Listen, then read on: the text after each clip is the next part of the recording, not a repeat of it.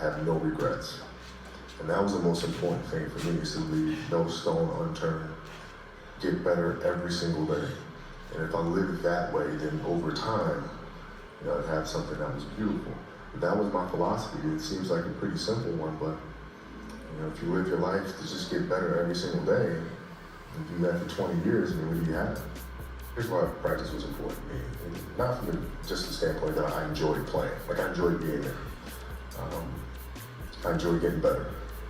But as a leader of a team, it's also your responsibility to elevate the rest of the guys.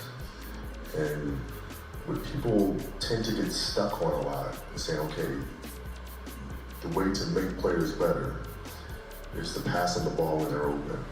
That's a very trivial way to look at things. What you have to do is you have to get them emotionally to want to be better. You have to get them to an emotional space where they wake up every morning driven to be the best version of themselves, right? How do you do that? And in practice, for me, it was a chance to drive them, to challenge them, right? And this is where you have to know your teammates. Because if it's late, you just had a back-to-back and we had practice the next day and you show up, guys don't feel like going through the motions, don't feel like practicing. It's important to know each and every one of them individually, personally, because then you know what nerve to touch. Some guys, it's like, okay, come on, we can do this. That'll get them going. Other guys, no. You got to figure out what button to push. Powell was always Spain. If I tell them how they lost in a gold medal to us and how they're going to lose again, I'm going to beat your ass in practice just like I beat you in a gold medal game. You'd hate that. You hate that. But that's what practice was. You have to drive them. You absolutely have to. And if practice is more intense and harder than a game 7 will be, then a game 7 will be easy. But if it's not, then that's when teams start folding and capitulate. And once you have the passion, the thing that you're passionate about now, you can look at other people or other entities or other things or works of art, and you can draw things from that to help you be better at what you do by looking for those common denominators. Which I don't even know, how do I prepare? How do I prepare? How do I study? How do I review the game? How do you build your game? And my response is much like the way he builds products. You think sequentially. You look at the end result of what you want to create, but in order to create that, there's so many other little things that go into this massive entity or device. It's no different than building a basketball game. You start with, what do you want your game to be?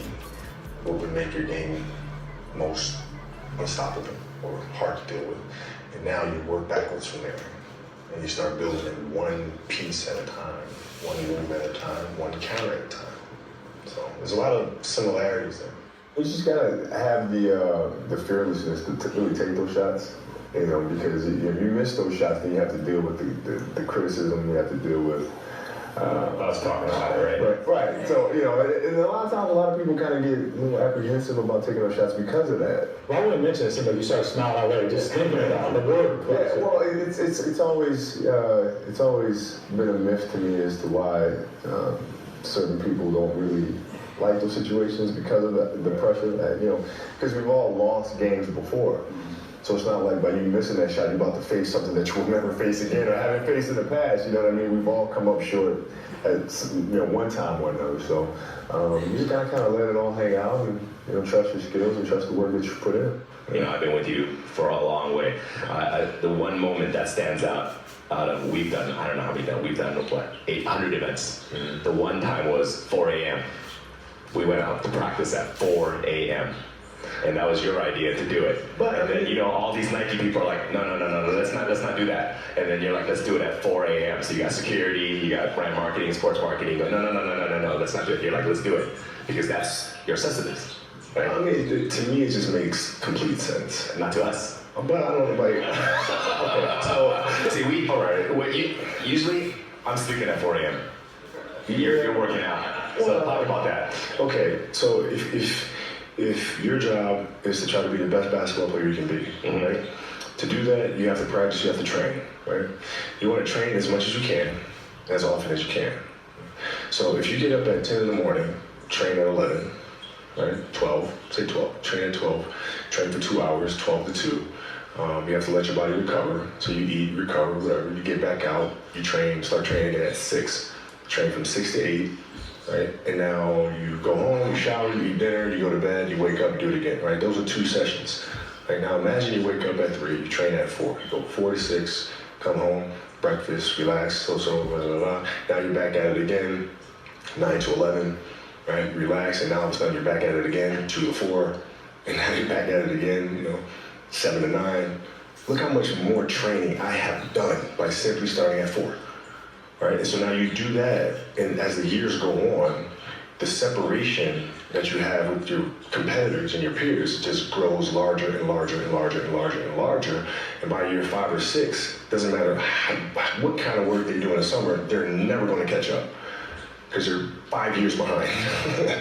Right? So it makes sense to get up and start your day early because you can get more work in. Is that genetic? Or is that something you ingrained and trained yourself? No, it was Who just taught you that. For me. It was just common sense. Like I can if I start earlier, I can train more hours, and I know the other guys aren't doing it because I know what their training schedule is, right? So I know if I do this consistently over time, the gap's just going to widen and widen and widen and widen and widen, and they won't be able to get that back. Mm-hmm. So to me, it was just common sense. I'm like thinking, how can I get an advantage? Oh, start earlier. Yeah, let's do that. How do you develop that, or where do you learn that from? Well, I think it's just it's just a matter of what's important to you. Mm-hmm. And what's important to you for whatever reason.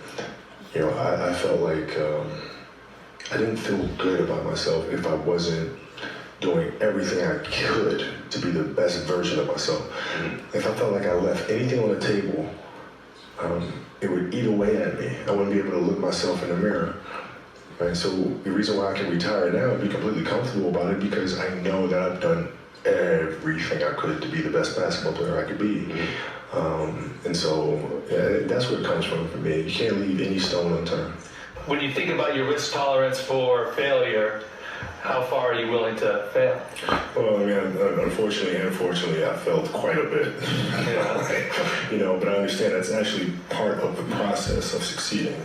I'm not one that really believe in failure. I believe you have setbacks, and you have to learn from those. You have to learn what are those landmines that can be avoided the next time. What are those pitfalls? You have to learn from that stuff, and so I welcome those things. It's a part of life. But are you prepared to really fail at something totally new? Like, what if you're just EVC? Then I'm a EVC, and then I work at it, and then I'm not a EVC the next year, or whenever it happens. Yeah. Listen, my first year in the league on national TV, at 18 years old, and I shot 5 straight air balls in the playoffs in front of millions of people. Yeah. I think my tolerance is pretty high. Yeah. I think I'm all right. The passion came from the love for the game. I loved everything about it, like the smell of the ball. You love the smell of the ball? Yes, the ball. The smell of brand new sneakers and the sound the ball makes when it hits the ground. Sneakers in the gym. The ball going through the net, all those things I love. And so the passion comes from that, because once you have that love, you just want to be a part of this thing all the time. Is there one moment where you can say it defined your passion for basketball? Is there a story or moment where you said, yeah, that was it. That was when I felt really passionate. No, it doesn't. It never leaves. It never leaves. The game is just a part of me. So it never leaves. Even now that I'm retired, everything I've learned from the game of basketball, I've carried it over into life. Mm-hmm. Basketball's helped me be a better person, a better friend, a better father. Well, because there's life lessons that are within the game, mm-hmm. like communication, like unselfishness, like attention to detail, and empathy and compassion. All those things are in the game.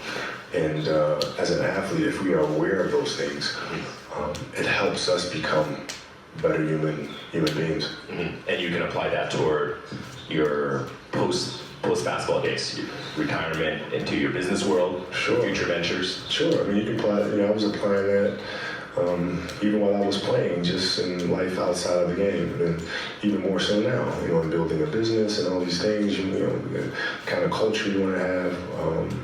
All those things are directly learned from the game of basketball for me. When I injured my Achilles, it became something where it's okay, this is immediate. Right? The end of my career can be now. So since I was 21 years old and thinking, okay, I have to figure out what comes next, you kind of brainstorm, you ideate, but you never really execute anything. And when the injury happened, it's like, okay, no, I need to start building now, right? And that's when the turning point was for me. When I'm sitting there and I have the Achilles injury, it's one thing to sit there and try to block out the frustrations of being injured, because you're constantly tugging at that, right? As opposed to simply replacing that with a new challenge, right? Something that gets you excited. So now you're not focused on not being depressed. You're focused on the excitement of building something new. And so it was extremely exciting, man, having to figure something out and build it from the ground up.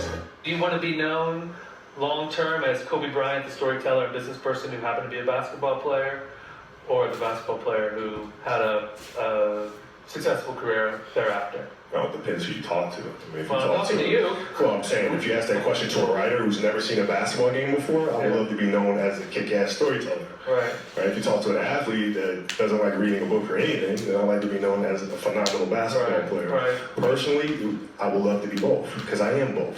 Right. Right? You can't shelf one for the other. I mean, the game has brought me to where I am today.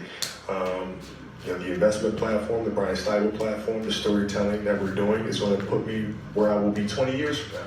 We really want to create something that is epic, and the patience of making sure every detail is cared for, making sure you're hitting the proper beats from a plot perspective. Right. The patience, the detail. So hopefully we can create something that is absolutely epic and timeless. And if it isn't timeless, honestly, we won't put it out. And when we put it out, it's because we believe that it is the best work that we can possibly do. What I try to do is just try to be still and understand that things come and go, emotions come and go. The important thing is to accept them all, to embrace them all, and then you can choose to do with them what you want versus being controlled by emotion. A lot of times I've seen players, even myself, when I was younger, being consumed by a particular fear, and to the point where you're saying, okay, it's not good to feel fear. I shouldn't be nervous in this situation right now. And it does nothing but grow, versus stepping back and saying, yeah, I am nervous about the situation. Yeah, I am fearful about the situation. But what am I afraid of? And then you kind of unpack it, and then it gives you the ability to look at it for really what it is, which is nothing more than your imagination running its course, Yeah, absolutely. Yeah, I love that, because what you're saying is that when you're dealing with something, it's almost like, how can I get to the root of it? Yeah. Because sometimes what we're dealing with, like you're saying, it's an imagination, an illusion. It's not really.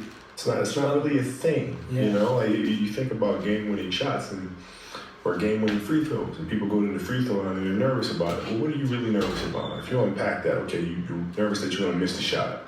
All right, so you miss the shot, then what happens? People are going to be embarrassed. You're going to be embarrassed because thousands of people, millions of people see you miss the shot. All right, and then people are going to talk bad about you. Okay, right? And so you look at it and go, are those things even important? You know what I mean? If that is my fear, like what is, you worried about letting your teammates down? Okay, have you let them down before? Oh, I'm sure, in practice and things of that nature, right? They're still there. Yeah. And so when you're able to unpack it, you kind of look at it for what it is, which is really nothing. There's a quote from one of my English teachers at Will Marion named Mr. Fisk. He had a great quote that said, rest at the end, not in the middle. And that's something I always live by. I'm not going to rest, I'm going to keep on pushing now. There are a lot of answers that I don't have, even questions that I don't have. But I'm just going to keep going. I'm just going to keep going, and I'll figure these things out as you go, right? And you just continue to build that way. So I try to live by that all the time. Rest at the end. Rest at the end. Dreams they should be pure. I think a lot of times when we're born into this world, we actually wind up going backwards.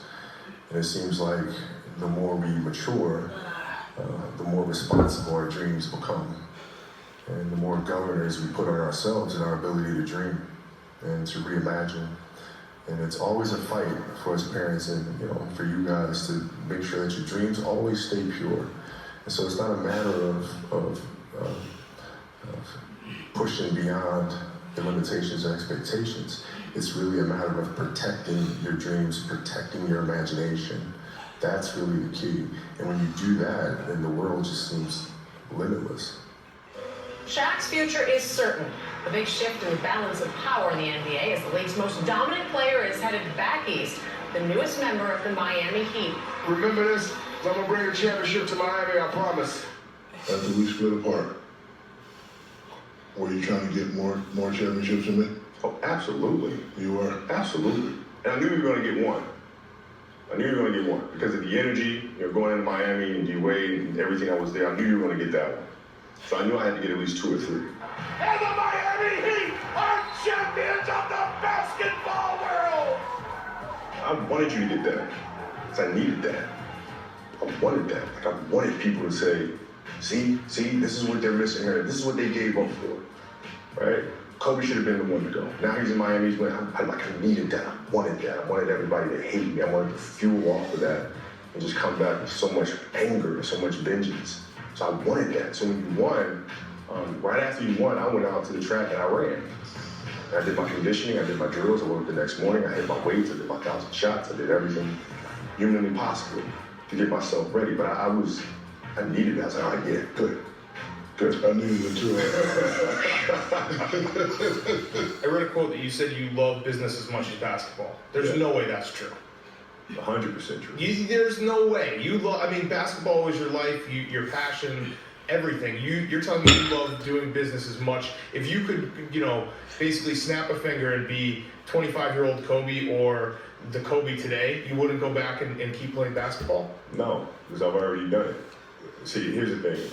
When I was playing and teammates would say, well, Kobe's not out on the road.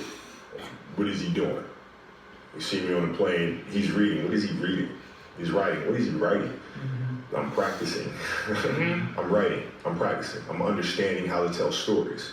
I'm reading Joseph Campbell, how to create arcs, compelling arcs and plots. I'm reading that stuff. So this is going back 15 years, right? So I don't just retire, write Dear Basketball, and luck into winning an Oscar. You know what I'm saying? Yeah. That stuff comes from hard work and from studying for 15 years how to write and how to organize structure, right? And you can't do that without having a serious love or commitment to the craft. At 13 years old, I played the longer game because my game wasn't about being better than you at 13. It was to be better than you when the chips are really on the line. So when we played at 13,